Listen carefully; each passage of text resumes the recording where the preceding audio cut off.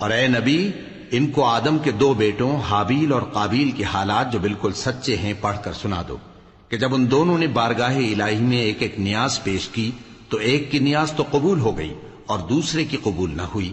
تب قابیل حابیل سے کہنے لگا کہ میں تجھے قتل کر دوں گا۔ اس نے کہا کہ اللہ پرہیزگاروں ہی کی نیاز قبول فرمایا کرتا ہے، اگر تو مجھے قتل کرنے کے لیے مجھ پر ہاتھ چلائے گا تو میں تجھ کو قتل کرنے کے لیے تجھ پر ہاتھ نہیں چلاؤں گا۔ مجھے تو اللہ رب العالمین سے ڈر لگتا ہے، میں چاہتا ہوں کہ تو میرے گناہ کو بھی سمیٹ لے اور اپنے گناہ کو بھی، پھر تو اہل دوزخ میں سے ہو جائے، اور ظالموں کی یہی سزا ہے۔